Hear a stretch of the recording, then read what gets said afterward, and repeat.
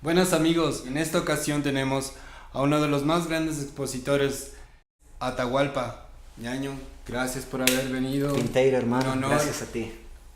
Entonces, brother, entremos de una a la entrevista. Cuéntanos un poco de ti, preséntate un poco.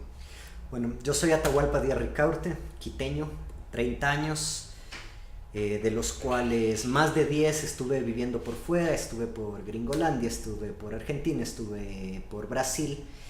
Y bueno, fue una elección personal, consciente, volver a vivir aquí en el Ecuador y venir a trabajar con esta escena maravillosa que se ha gestado aquí en los últimos meses. ¿Dónde te iniciaste como músico?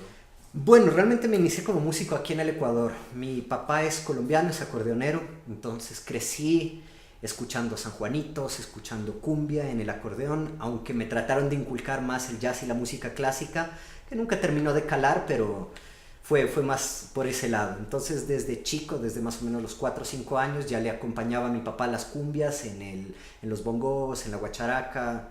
Naturalmente de ahí pasé para percusión ya mayor, tipo batería, después para la percusión latina y... Pero siempre tuviste fascinación por la música latinoamericana. Sí, totalmente, es que vengo de una familia de músicos, ¿no? Tengo un tío, por ejemplo, que tiene una gran banda de son en Colombia, Oh. mi abuela es mezzosoprano, tengo un primo también que toca en una sinfónica en Colombia y ahora se está iniciando pues en el mundo de la producción. Ya. Ujú. ¿Y cómo es que te interesó meterte en la electrónica? Sabes que es interesante, el otro día estaba hablando con una amiga periodista y que me decía que la mayoría de beatmakers y de productores de música electrónica que conoce comenzaron siendo bateristas o percusionistas. Ya. Vele, qué sé yo, el Nicola Cruz, el Fidel El Juri, Eddie Groove. Yo, comenzamos por ahí. Entonces creo que hay una conexión natural entre leer el solfeo rítmico, el leer la partitura rítmica y programar los drum machines. Creo que hay una conexión directa. Y pues creo que muchos percusionistas siempre estando en bandas, Ya. nos sentimos frustrados de que no podemos realmente influir en el desarrollo armónico y melódico de la música. Entonces, yo recuerdo aquí en la adolescencia, mi grupo de panas músicos estaban más interesados en hacer covers de Charly García que en explorar la música folclórica latinoamericana. Entonces Sí, ahí sí, fue que me claro. di cuenta de que ¿Y en qué yo momento, tenía que hacerlo. y cómo, en qué momento te nació esa conciencia de que preferiste hacer algo de aquí que algo de allá? Bueno, realmente desde el inicio, para mí es una cuestión básica de identidad, porque llamándote Atahualpa tampoco es que tengas otra opción, ¿no? Buen punto. Claro. Y de paso, pues me ahorraron el nombre artístico, que es una de las búsquedas, una de las decisiones más jodidas que tiene que tomar el artista, Pero ¿no? tu música tiene mucha, o sea, de las partes de otros países donde viviste, lo que más te ha influenciado ha sido Brasil, ¿o me equivoco? Sí, de hecho, el norte de Brasil tiene un ritmo que se llama carimbó, que es el predecesor de la lambada, y de ahí sale un nuevo género con timbres de electro que se llama tecnobrega. Entonces, eso era lo que me acercaba más a casa, porque la música de Sao Paulo, que era la ciudad donde vivía, más el trap, el hip hop paulista, que realmente yo no le veía mayor relevancia cultural fuera de su nicho. Sí, sí, sí. Pero a mí el carimbó, la lambada, a mí me suena a bomba, ¿sí? Ya. Las guitarras, los punteados me suenan como la cumbia chicha de la Amazonía peruana, que también está influenciada por la ola de los 80, 90 del Ecuador que se vivió con Zairo, Ya, cuando ya. venían las bandas peruanas como Los Destellos. Entonces, ese eje amazónico fue el que realmente me influyó con mayor magnitud, ¿no? Y ese par de temas que escuchamos, cuéntanos un poco acerca de la historia de... Ya, a ver, el primero es Taita Sol, un tema que lo hice con Nico De Luca, que es el loco que tocaba el acordeón y la flauta para la banda La Yegros de ZZK. Y bueno, con la idea de hacer una cumbia andina, ¿sí? Y después la conocí a Guaira, y Guaira le puso pues ya la letra, fue madurando un poco más la canción y ahí le metí el acordeón un poquitico, trato de no ser demasiado invasivo en las canciones cuando hago colaboración, de meter solamente las notas necesarias, ¿no? Y bueno, esa es en general una de las canciones más antiguas que tengo, pero no ha salido aún, porque eso va a salir en un álbum autoral que va más por ese lado del downtempo. Bro, y yo sé que tú eres de los primeros o de esta camada que salió para como revolucionar la escena ecuatoriana más que nada. Es como que la gente se conversó y todos salieron casi simultáneamente y se ha armado un lindo grupo de gente que se apoya dentro. No hay mucha envidia, o tal vez yo personalmente no he visto ninguna envidia dentro del grupo de gente que hace esta nueva música ecuatoriana. Porque estamos viviendo en un momento histórico, ¿no? Que la música nacional, no solamente nacional del hecho de que porque está hecha por ecuatorianos, sino que los ritmos también son ecuatorianos. No quiero entrar en polémica en qué es ecuatoriano no, o qué es nacional, pero tú eres de esos. ¿Cómo ves esto, esta gran coincidencia que ha habido? Tú sabes de todos estos grandes nombres que ahorita están dentro de la escena con mucho relevancia. Bueno, verá, yo creo que esto es un clima histórico y cultural. De vez en cuando, cada tantas décadas, esto acontece con los países. Es lo que vivió, qué sé yo, Colombia hace unos 30 años, lo que se vivió con el auge del folclore en Argentina hace ya unos 40. Pero yo lo que creo es que nosotros ahora tenemos mucha más información para no repetir los errores de las escenas musicales que nos precedieron.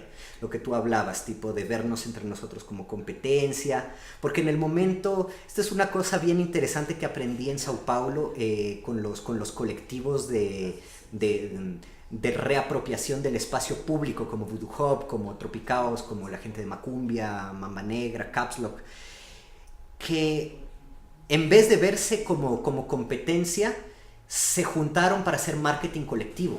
Entonces, si hay una convocatoria, por ejemplo, para fondos del estado, de la prefectura, del municipio, en vez de cada uno mezquinarse los proyectos, mezquinarse las convocatorias, mezquinarse los contactos, todos presentan la mayor cantidad de proyectos que pueden, porque tienen el trato de que si uno de esos proyectos sale, llaman a todos los demás.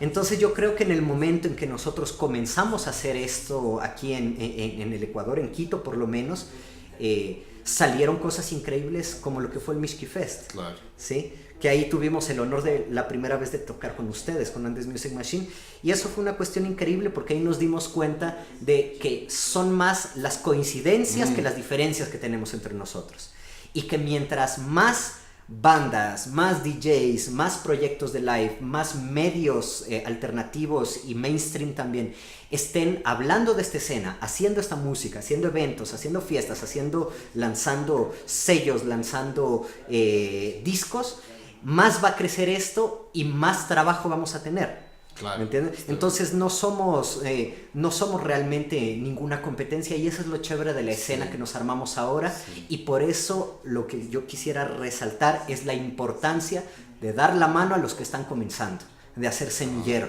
porque si le podemos ahorrar a las personas que están comenzando lo que nos ha tocado vivir a ti y a mí, de tocar puertas y que se nos caguen de risa en la cara, ¿me entiendes? Sí. Ya comienzan desde otro nivel y esto va a servir para todos.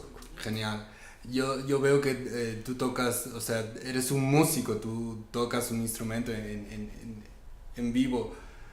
Coméntale un poco de tecnología, ¿cuál es tu setup, no solamente en vivo, sino en el estudio? ¿Qué instrumentos usas para producir?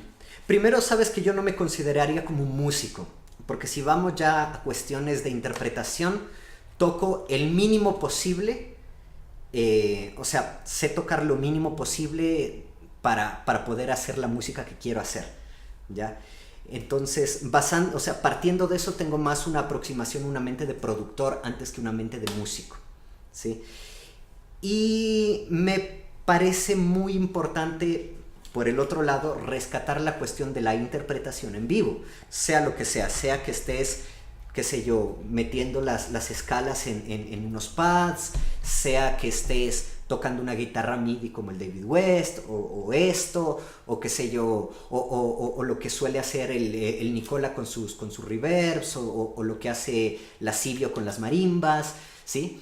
Me parece muy importante rescatar ese elemento de la interpretación en vivo, porque eso es lo que hace un live act, y eso es lo que nos separa de, no sé, no te podría decir la esterilidad de un DJ set, pero sí llega un momento en que uno se aburre, ¿no? De solamente tocar el DJ set, que está buenísimo para disfrutar, para levantar a la gente, pero creo que son dos labores distintas.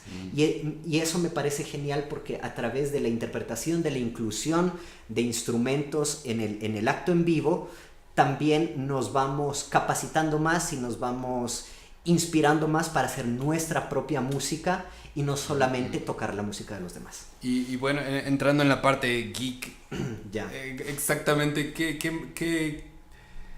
bueno, veo que usas Ableton Live, ¿no es cierto? Es como tu centro de operaciones, y tienes este par de Launchpads, Novation. ¿Qué más usas en cuanto a marcas y a cosas? Verás, yo tengo tengo 3 setups principales.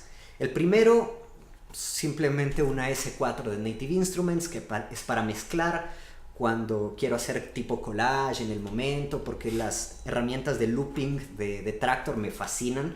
Entonces hago tipo collage con cuatro canales, cosas simples, ¿no? Más cuando estoy de fiesta, cuando quiero hacer solo DJ set.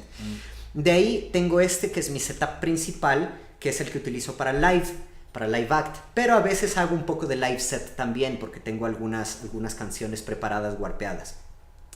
Pero principalmente lo que hago es esto. Tengo una aproximación estilo stems, como lo maneja Native Instruments, pero llevada a la lógica de Traktor, de Ableton Live. Entonces, como yo comencé mis actos en vivo con el Traktor, traté de emular el funcionamiento de una S8, pero con equipos más livianos, más baratos, y que son también más flexibles por la cuestión del mapeo. Y aparte, para mí es muy importante que todos los canales sean iguales. Básicamente, de donde aprendí esto es de una conferencia que da Matt Professor en una universidad en Bogotá, que él mantiene los stems de cuando grabó a Frente Cumbiero. Explícanos qué es un stem. Verás, stems son como racimos, literalmente stem en inglés significa racimo. Son como racimos de pistas que vas exportando para tener un poco más de control que lo que tendrías cuando estás haciendo un DJ set, y sin embargo que no tengas que controlar tantas cosas como cuando estás haciendo puramente dub mixing con, qué sé yo, 20 canales, ¿no? Entonces, lo que hacía, por ejemplo, Matt Professor era bouncear, que era, en esa época no podían tener infinita cantidad de canales separados como ahora cuando tenemos en las DAW como Ableton Live, sino que tenían que en las máquinas como los portaestudios, etcétera, cuando tenían o cinta de 1 pulgada o cassettes, como tenían una cantidad limitada de canales, tenían que irlos grabando a medida que iban quedando listos, tenían que irlos regrabando en un canal, otro canal, otro canal. Entonces lo que yo hago principalmente son 4 cosas. Exporto el bombo solo, porque meter el bombo y hacerle tipo beat repeats es importante para mí, es parte de mi performance. El bajo, por otro lado, porque es muy importante que cada vez que estoy en diferentes sistemas de sonido, yo hago mi propia prueba de sonido. Entonces yo me pongo en la isla al frente de todo el PA, pasando por mi placa, y le voy subiendo o bajando. Usualmente es el bajo el que suele tener problemas, porque le hacen el corte de los subgraves en los sistemas grandes de line array. Le suelen hacer los cortes en diferentes frecuencias dependiendo de lo que el sonidista conozca, ¿no? Del tipo de música que esté acostumbrado, de la clase de equipo que esté utilizando. Entonces, por eso es importante tener separado. O sea, tú tienes tus temas por 4 canales dividido cada Exactamente, tema. Exactamente. Entonces, imagínate, de aquí para acá es un deck, y de aquí para acá es otro deck. Entonces es esa como la mentalidad de DJ, como te decía, emulando lo que pasa en la S8, solamente que yo no utilizo crossfader, ¿ya? Simplemente subo el volumen, bajo el volumen, subo el volumen, bajo el volumen. Pero eso lo hago filtrando. ¿Y lanzas efectos? ¿Usas efectos en vivo? Sí, bastante. Verás, por ejemplo, la primera fila son one knob filters, ¿sí? Entonces, lo que tengo aquí es un high pass, un paso alto, que me resume básicamente la utilización que tendría de las 3 perillas de ecualización de, qué sé yo, de un mixer de un DJM de Pioneer, por ejemplo. O de las 4 que tendría en una de Allen Heat.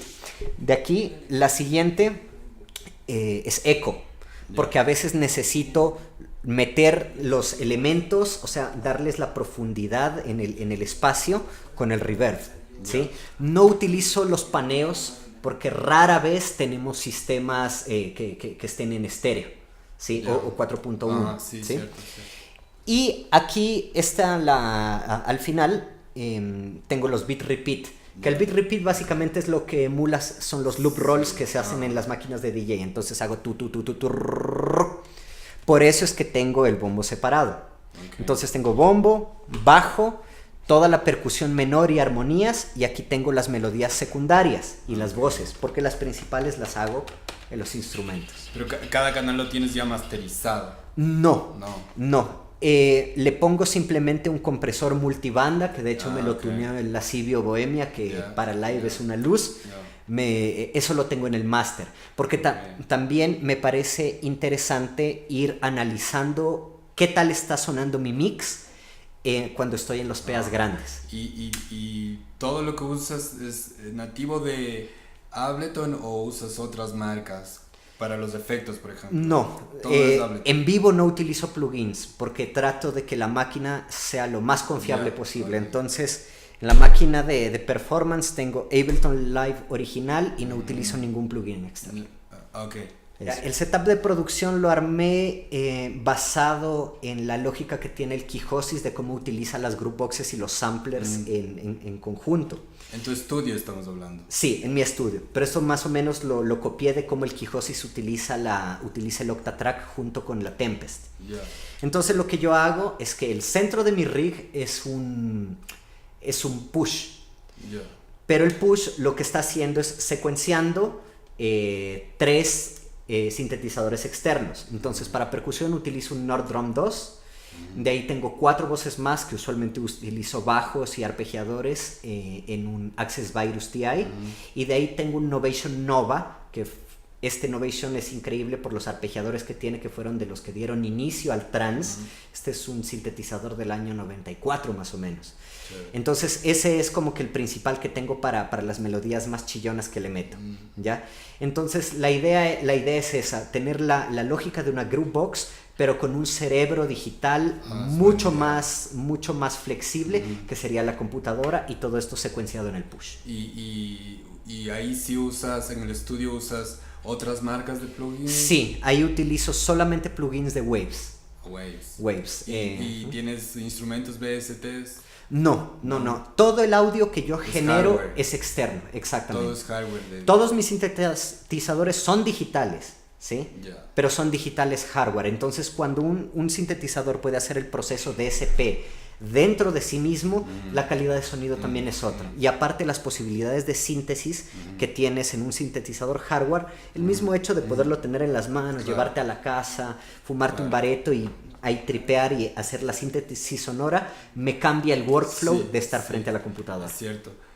¿Y el último paso que haces de mezclar y masterizar lo haces tú mismo? La mezcla sí. ¿Y tengo lo haces un buen dentro cuarto. del live? Sí, lo hago dentro de live. Mira, para mí la mezcla es casi como un ritual, verás, porque yo bajo todos los volúmenes, ¿sí? Me fumo mi porro, apago las luces, apago el monitor para no ver la pantalla, y ahí trato de, por un proceso no racional, ir escuchando de poco a poco cuánto volumen necesita cada una y ir ubicando los instrumentos en el espacio como si estuviera frente a una orquesta sonora. Por eso tengo canciones, por ejemplo, las que hago con Sonora Post Digital, Forrumbiarimbó, Amazonora, que no parecen música electrónica. Yeah. Porque utilizo bastantes timbres orgánicos, pero sobre todo porque yo me imagino que estuviera enfrente de una orquesta y voy posicionando los instrumentos con el paneo en el espectro estéreo, pero también en la profundidad con los reverbs, como si estuviera frente a la orquesta, para que suene como la orquesta. Entonces mis congas siempre van a estar 7L y mis bongos van a estar 10R, ¿sí? Lógicamente el bombo, el bajo van a estar al centro porque esos ya son de los dogmas de la música electrónica, y hecho sidechain el bombo con el bajo. Yeah. ¿Sí? Así lo pienso, pienso. Bien. Eso es, mi hermano. Pues bien amigos, hemos tenido una lección de cómo producir un poco, una introducción a cómo lo hace Atahualpa. Espero que le haya sido de mucha ayuda para ustedes. Y pues ñaño, agradecerte otra vez. Pinteiro. Y amigos, nos vemos. Adiós.